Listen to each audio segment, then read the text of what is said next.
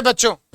तो बहुत क्वेरीज आ रही थी, एकदम कमेंट बॉक्स भर गए थे, बार बार बच्चे यही पूछ रहे थे कि सर मैंने तो अपना आधार कार्ड नंबर ही गलत डाल दिया, मैंने तो मोबाइल नंबर ही गलत डाल दिया, सर मैंने ये गलत कर दिया, मैंने वो गलत कर दिया, मैंने अपनी फोटो ऐसे डाल दी, सर मैंने फोटो का बैकग्राउंड ऐसा डाल दिया हुआ है, सर मैंने तो अपना एड्रेस ही गलत कर दिया, सर क्या मेरा एडमिट कार्ड आएगा, सर जो मैंने फॉर्म फिल किया, मैंने पेमेंट किया, पेमेंट नहीं हुआ, पेमेंट कैंसिल हो गया, क्या रिफंड होगा। तो बेटा ये सारे क्वेश्चन आप जितने पूछ रहे थे सबको रिस्पॉन्स करना पॉसिबल नहीं था, इस वजह से मैंने बना दिया है एक छोटा सा वीडियो। आप इसको पूरा वीडियो देखिए, आपको सारी की सारी चीजें बेटा पता चल जाएंगी कि अगर आपने फॉर्म फिल करते टाइम कुछ गलती कर दी थी तो क्या आपका फॉर्म रिजेक्ट हो जाएगा या नहीं रिजेक्ट होगा, अगर आपने बेटा कुछ गलत फॉर्म डिटेल्स फिल कर दी थी तो क्या आपका एडमिट कार्ड आएगा कि नहीं आएगा, अगर आपने पेमेंट करते टाइम पेमेंट जो है कर दिया था लेकिन पेमेंट फेल हो गया था, आप फॉर्म नहीं फिल कर पाए थे, तो क्या आपका बेटा पैसा रिफंड होगा या नहीं होगा।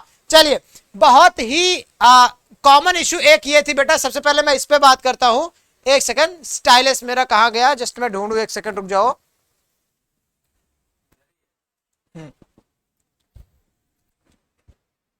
हाँ, तो सबसे पहली बात बेटा ये कि सबसे ज्यादा बेटा आपका हुआ था क्या पता है, पेमेंट को लेके इश्यू आया था। पेमेंट को लेके इश्यू ये आया था कि मैंने कई बच्चों से ऐसा सुना, यानी कि कई बच्चे मुझसे पूछ भी रहे थे कि सर पेमेंट फेल हो गया, अब मैं क्या करूं। अब आपको पता है एक चीज आपने नोटिस की थी कि क्या रीजन था सर, जो कि एक बार फॉर्म बंद हुआ, 1 2 3 की करेक्शन डेट भी खत्म हुई, 9 तारीख से फिर फॉर्म स्टार्ट किया गया। कई सारे बच्चे जो बेटा पेमेंट किए थे, पेमेंट हुआ था फेल, पेमेंट फेल हो गया था और उन बच्चों का बेटा फॉर्म खत्म हो गया था, नहीं कि फॉर्म फिल ही नहीं कर पाए थे, लास्ट सबमिशन ही नहीं कर पाए थे। अब पेमेंट नहीं हुआ था, पेमेंट 1400 1500 कट गया, फॉर्म सबमिशन कर ही नहीं पाए वो लोग, फाइनल सबमिट कर ही नहीं पाए। तो इस सिचुएशन में बेटा वो लोग रो रहे थे कि अब क्या ही सिचुएशन आ गई है मेरे सामने, मैं कर ही क्या सकता हूं कि मेरा पेमेंट फेल हो गया और डेट भी निकल गई है ना। तो ये तो मान लीजिए बहुत अच्छी बात है, मैं एनटीए की सराहना करता हूं कि उसने 9 10 11 यानी कि लास्ट मोमेंट पे दोबारा से फॉर्म को पोर्टल को ओपन किया और फॉर्म बच्चे फिल करने लायक दोबारा बने। तो इस कंडीशन में क्या हुआ बेटा कि जिन जिन बच्चों का बेटा पेमेंट फेल हुआ था उनका उस टाइम पे तो पेमेंट नहीं आया, लेकिन 7 दिन बाद 8 दिन बाद उनका बेटा पेमेंट रिफंड हुआ था। ठीक है, तो मैं इसकी एनटीए की गलती तो मानता हूं, लेकिन उसने सुधार करी बहुत अच्छे तरीके से। तो इस बार बेटा एनटीए बड़ा फूक फूक के अपना पैर रख रहा है, तो काफी बढ़िया है इसकी, यानी कि ये सारी बातें बस आप वो सर्वर इशू था तो जिसकी वजह से पेमेंट हो सकता है फेल हुआ हो ऐसा, लेकिन मैं 1 2 की नहीं, ऐसा मैं कई सारे बच्चों की बात कर रहा हूं बेटा। ठीक है, इनफैक्ट मैं बताऊं, मैं ऑफिस में एक बच्चे का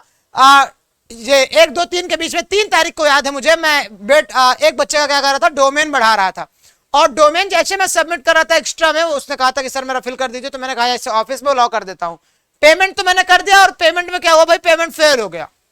पेमेंट फेल हो गया, मेरे अकाउंट से पैसे कट भी गए, वहां से फाइनल सबमिट के लिए ऑप्शन ही नहीं आया। तो इस केस में मैं भी डर गया कि अब यार इस बच्चे का क्या करूं, डोमेन बढ़ा भी नहीं, पैसे भी कट गए, पैसों की तो कोई बात नहीं, लेकिन डोमेन नहीं बढ़ा, सबसे बड़ी प्रॉब्लम ये थी। तो एट लास्ट बेटा हुआ कुछ यूं कि 4 दिनों बाद पेमेंट मेरा वापस तो आया ही, साथ में 9 10 11 को पता चला कि भाई यानी कि आगे चल के डेट भी बढ़ गई। तो मैंने जैसे ही उसको आया देखा कि मैंने दोबारा पेमेंट किया और उसका क्या हुआ, डोमेन ऐड हो गया, तो खुशी मिली जाके। फिर मैंने कहा कि हाँ ये बात बहुत ही बढ़िया हुई है। ठीक है, तो ये पहला इश्यू है बेटा कि अगर आपका पेमेंट रुक गया था तो आप बढ़िया क्या कर सकते हो, अगर अभी तक रिफंड नहीं आया तो बेटा रिफंड तो आएगा, और नहीं आता इनके शॉप तो समझ लीजिएगा कि आपने ही कोई ना कोई गलती करी होगी, एनटीए की तरफ से इसमें कोई गलती नहीं रही है। ठीक है, चलिए दूसरी बात करते हैं बेटा कि सर आपका फॉर्म किस सिचुएशन में रिजेक्ट हो सकता है, फॉर्म आपका रिजेक्ट बेटा किस सिचुएशन में हो सकता है। तो मैं बता दूं बेटा, देखिए कहते हैं कि फॉर्म रिजेक्ट हो गया है, फॉर्म रिजेक्ट हो गया, लेकिन मैं एक आपको असलियत बताना चाहूंगा बेटा कि फॉर्म में अगर आपने नाम में इधर उधर कर दिया है, मान लो क्या किया कि आपने लिखा अपने आधार कार्ड में नाम, अपने पापा का नाम लिख दिया राजा राम, आपका नाम था मुकेश, आपने अपने नाम की जगह अपने पापा का नाम लिख दिया, तो बेटा एक बात बताओ, एनटीए को क्या पता है कि आपका नाम मुकेश है कि राजेश है, उसने तो आधार कार्ड लिया था, लेकिन अब क्या करेगा वो भाई, क्या वो हर एक का वेरीफाई ही करता घूमेगा, वो क्या करेगा आपका एडमिट कार्ड रिलीज कर देगा इन केस। लेकिन जब आप बेटा एग्जाम सेंटर पे जाओगे तो वहां पे तो मैच करने वाले रहेंगे ना, गार्ड रहेंगे वहां पे ना, और एग्जाम में क्या भाई जो क्या रहता है, एग्जामिनर तो रहेगा ही ना वहां पे, वो लोग देखेंगे आगे ही आपको देखेंगे भाई आपका नाम क्या है, आधार कार्ड में कुछ दूसरा, यहाँ पे कुछ दूसरा, और लेके आए हो एग्जाम देने, आप फ्रॉड हो, आपको वहीं से बाहर कर देगा। तो यहाँ पे क्या हुआ भाई, वहां पे CUET ने तो आपका फॉर्म रिजेक्ट नहीं किया था, क्योंकि वो क्या कर रहा है, हर एक को तो चेक नहीं कर रहा, लेकिन यहाँ पे आप एग्जाम सेंटर में तो रिजेक्ट हो गए, तो कहने का मतलब क्या, वो आप फॉर्म नहीं दे पाओगे, साल भर आपका बेटा बर्बाद हो जाएगा। इसीलिए मैं बार बार पहले भी कह रहा था कि फॉर्म को बड़ा देख के समझ के भरना है। गलतियां क्या होती है यूजुअली, आप फोटो लगा दो अपने बचपन की, फोटो लगा दो अपने बचपन की, और एग्जाम देने जाओ उम्र 55 का होके, है ना, मतलब फोटो बचपन की लगा दो और जाओ एग्जाम देने। अब तो बेटा इस सिचुएशन में क्या होगा बताओ, एग्जामिनर पहचानेगा तुमको, देखेगा कि तुम कौन हो, इन्विजिलेटर क्या करेगा, वो तुम्हारा स्टैंप ना मुंह कुछ नहीं देखेगा, कहेगा ऐसा है तुम जाओ यहां से भाई हटो। तो यही है बेटा। अब एनटीए को क्या पता कि आप एक्चुअल दिखता कैसे और आपकी फोटो कैसे लगा रखी है, उसको तो CUET के फॉर्म में यही दिखेगा ना कि हाँ शायद हो सकता है इसका मुंह बच्चे जैसा हो, उसने तो एक्सेप्ट कर दिया। अब जब एडमिट कार्ड भी आ गया, एडमिट कार्ड से और आप कहीं अलग इधर उधर मैच कर रहे हैं, मिल ही नहीं रहे हैं, तो हो सकता है बेटा अगर इन्विजिलेटर ठीक ठाक हुआ, एग्जामिनर ठीक ठाक हुआ, तो आपका डेट ऑफ बर्थ, पापा का नाम, मम्मी का नाम, सब कुछ मिला के आधार कार्ड मैच करके बिठा दे एग्जाम में। लेकिन फिर भी यहाँ पे सीखने को यही मिलता है कि अवेयरनेस हमारे अंदर होनी चाहिए। कोई भी काम देखो बेटा बिना गाइडलाइंस पढ़े फॉर्म को फिल नहीं करना था, इसीलिए विपुल सर ने भी फॉर्म आते टाइम आपको रोक रहा था, अवेयर किया था कि बेटा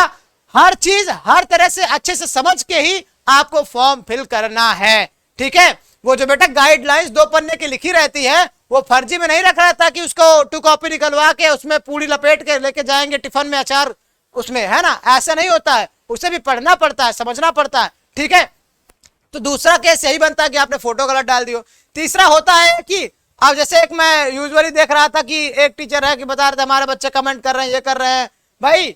उन्होंने कहा कि क्या आधार कार्ड में मोबाइल नंबर डाल दिया है। तो भाई ये सारी मूर्खता तो अगर आप करोगे तो क्या समझ रहे हो, पहली बात तो इतनी छोटी छोटी गलतियां करता कौन है, और अगर कर रहे हो भाई तो तुम लोग फिर अपना भुगतोगे बहुत भयानक, क्योंकि सिंपल सी बात है कि एनटीए के नजरों में तो आपने जो डाला है वो एकदम सार्वभौमिक सत्य है, लेकिन जब आप बेटा एग्जाम के पास में आओगे तो वहीं पे आप रिजेक्ट हो जाओगे, किस तरीके से फॉर्म फिल करोगे। लेकिन आपके लिए मैं थोड़ी सी अच्छी बात बता रहा हूं, राहत की बात यह बता रहा हूं कि अगर एग्जाम देने का मौका आपको मिल गया, एग्जाम आपने दे दिया, तो कोई भी डॉक्यूमेंट अगर आपने गलत फिल किया था या नहीं किया था तो आपके पास बेटा 1 महीने का 2 महीने का समय होता है, आप अपने डॉक्यूमेंट को अच्छे से वेरीफाई करके सही डॉक्यूमेंट प्रेजेंट करके यूनिवर्सिटी को दे सकते हैं। आपका एडमिशन में बेटा कोई रुकावट नहीं आएगी, क्योंकि एनटीए को भी पता है कि अगर मैं इस बच्चे का फॉर्म रिजेक्ट कर रहा हूं तो बच्चे का साल भर बर्बाद हो जाएगा, ऐसा वो नहीं करेगा, इतना श्राप नहीं लेना चाहेगा। ऐसे ही 2-4 सालों से गालियां सुनता चला आ रहा है, एनटीए एनटीए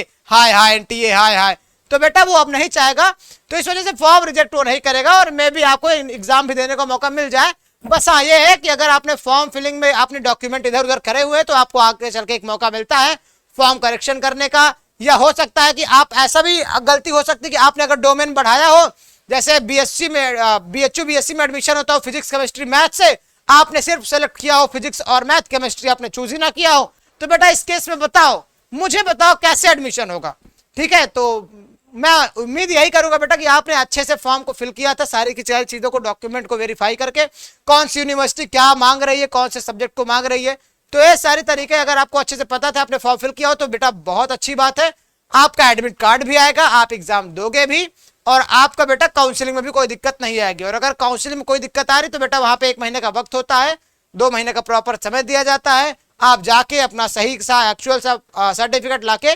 प्रमाणित कर दे, यानी कि दिखा सकते हो, ठीक है, चाहे वो ओबीसी एनसीएल का हो, जैसे बताया गया था कि हाँ उसमें किसका सिग्नेचर चाहिए किसका सिग्नेचर नहीं चाहिए, तो सारी की सारी चीजें वहां पे आपको बेटा अच्छे से बकायदा आपको बताई जाएगी। डरने की कोई बात नहीं, फिलहाल के लिए आप चैनल पे जुड़े रहो, डरना नहीं है, अब जो हो गया सो हो गया, बस जम के पढ़ाई करो, वेट फॉर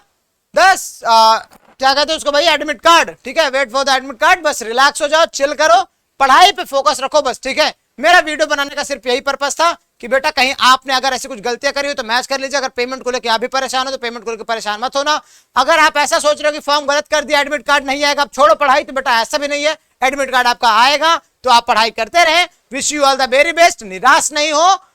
मस्त एकदम तरीके से पढ़ाई करते रहे, और बेटा फिजिक्स की क्लास जल्दी से स्टार्ट करने वाला हूं, ठीक है, तो सब लोग बने रहना है, कहीं इधर उधर नहीं भागना है, तो पढ़ाई करते रहे। बाय बाय मेरे प्यारे बच्चों।